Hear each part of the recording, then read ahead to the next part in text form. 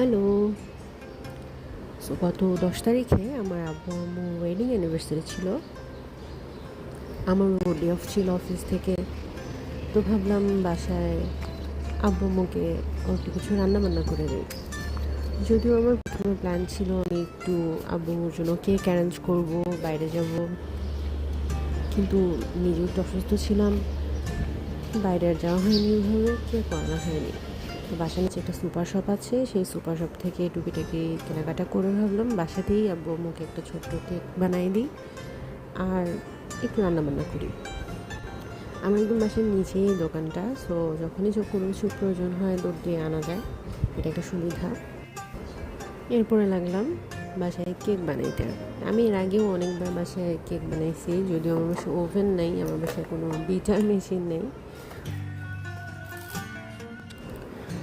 তো কেকের মধ্যে আমি আসলে দুধ দিই, কিন্তু আমি দোকানে গেলেও পাউডার মিল্ক আনতে ভুলে গেছি। সো ফ্রিজ খুলে দেখলাম একটু টক দই আছে, এবং কেক বানানোতে টক দই খুব ভালো কাজে দেয়। সো কেউ যদি কখনও দুধ ভুলে যান, তার পরিবর্তে টক দই ইউজ করতে পারেন। টক দই ইউজ করলে ডিমেরও প্রয়োজন হয় না, আবার চাইলে আপনি ডিম দিতেও পারেন।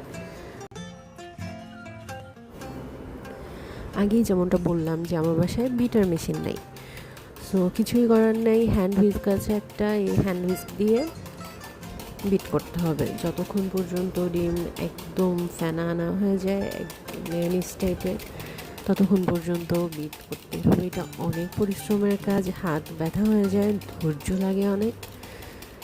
হ্যাঁ, বাট যারা আপনারা জিম করতে যাচ্ছেন, আপনাদের জন্য হ্যান্ড ডে, লেগ ডের মতন, তারা এই উপায়ে কেক বানাতে পারে।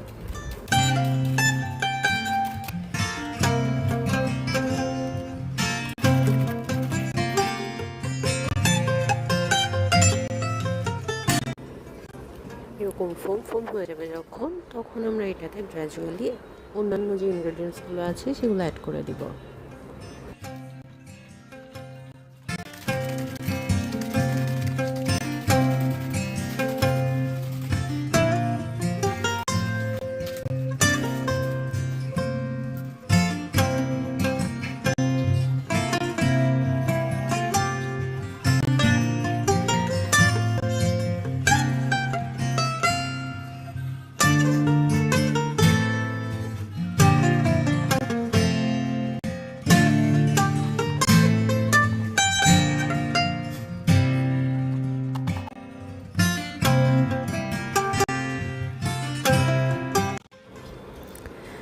যেহেতু আমার বাসায় ওভেন নাই, আমি চুলাতে কেক বানাই।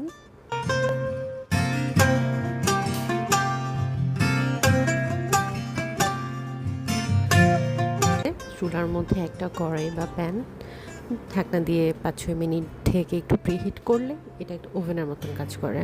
কেক ভালোই হয়, একদম ওভেনের মতনই হয়, পারফেক্ট হয়, শুধু টাইমটা একটু মেনটেন করতে হয়।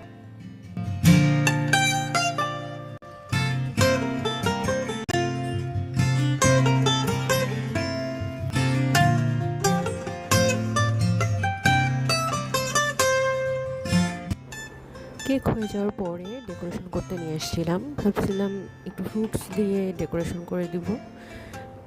আর যেহেতু আমার বাসায় আমি এর আগে হুইপড ক্রিম ট্রাই করছিলাম কেক ডেকোরেশন করার জন্য, বাট আমার বাসায় কেউ খুব একটা হুইপড ক্রিমকে পছন্দ করেনি।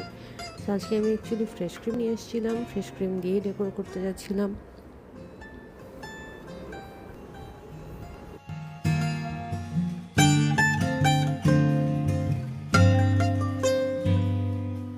তো কেকের ডেকোরেশনটা কোনো কারণে স্কিপ হয়ে গেছে, আমার কাছে ফুটেজগুলো নাই, হয়তো বা ভিডিও করতে তখন ভুলে গেছি।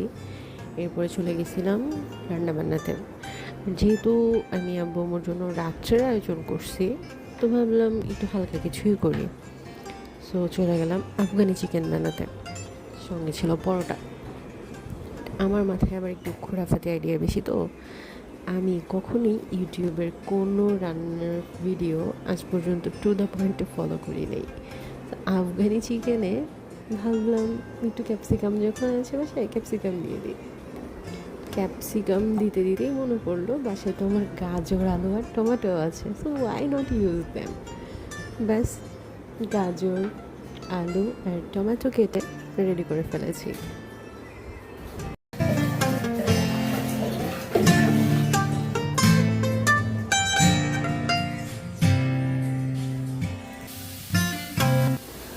বড়লোকি খাবার বাজারের মধ্যে এসব কিছু একটুখানি সটে করে নিব, হালকা ব্রাউন কালার না হওয়া পর্যন্ত।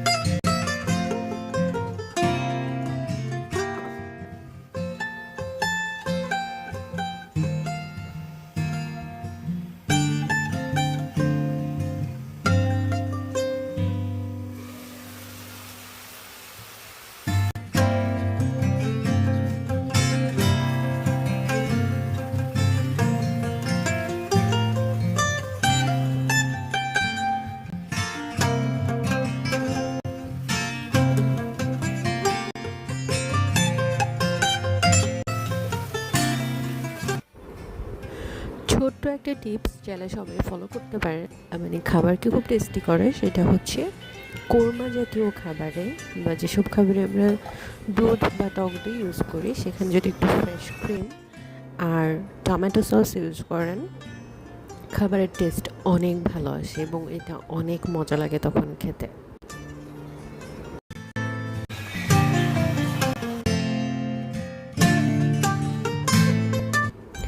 আমি আগেই আটা মথে রেখেছিলাম, এখন চলে আসলাম পরোটা বানাতে। আমার বাসায় মাত্র 3 জন মানুষ, দুটো দুটো করে 6টা পরোটা হলেই আমাদের হয়ে যায়। সো খুব বেশি কষ্ট হয়নি পরোটা বানাতে, বরং আমার কাছে মজাই লাগে।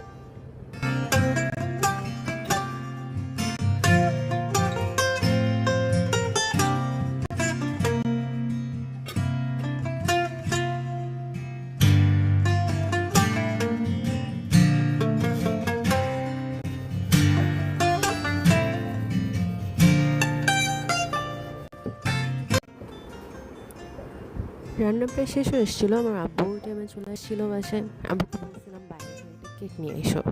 আমার বাবজান বললো বাসার নিচের দোকানেই তো তোমার অল টাইমে কেক পাওয়া যায়। আব্বুকে বললাম না না হবে না, বার্থডে কেকের মতন ক্রিম কেক নিয়ে আসবা।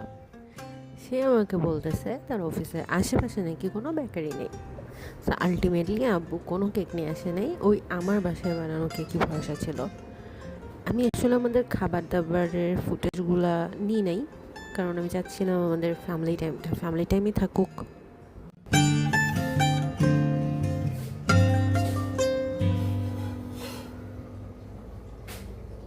হচ্ছে কি আম্মু আব্বুকে বলতেছিল আজকে তো 10 তারিখ, তোর মেয়ে তো তোমাকে গিফট দিল, তুমি আমাকে কি গিফট দিবা?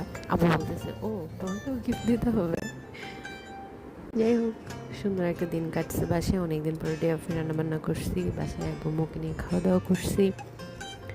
চাকরি জীবনে আসলে এটুকুই মনে হয় মানসিক শান্তি।